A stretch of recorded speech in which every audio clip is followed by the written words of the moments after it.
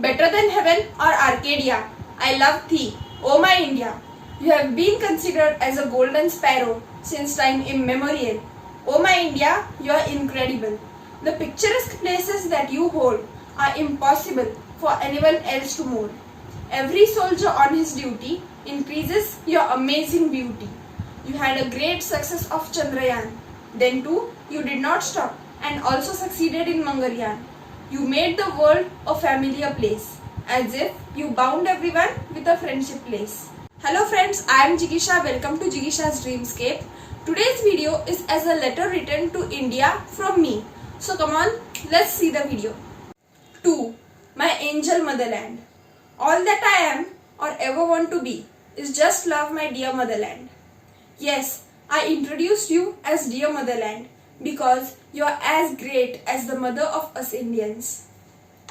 I am really proud to be born in a country like India, a country full of equality and love towards each other despite of uncountable differences and divisions. A country which is a perfect example of unity in diversity. No doubt, dear motherland, that we Indians have been achieving great milestones of success. We have been highly successful in the fields of science and technology, agriculture, green and white revolution, space programs, discoveries, sports, education facilities, entertainment, trade, etc. I am happy and proud that I live in a country which is known to have the oldest civilization in the world. A country known to be the biggest republic as well, and also the largest and most successful democracy in the world. But despite all this, there are still loads of things that we Indians can do to make you a much rich and prosperous country. It is said that we have to dream before our dreams come true. India, which I dream of, would be a country where there would be no starvation and poverty.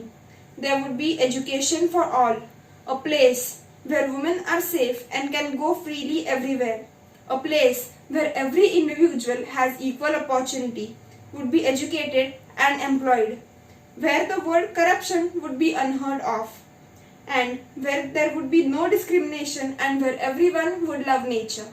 And this list goes on and on.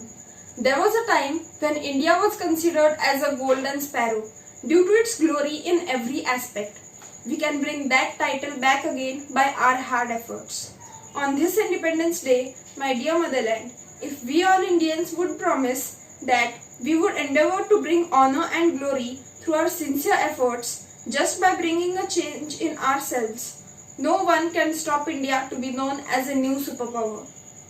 At last, I would say, thanks my dear India, may you always be prosper and safe.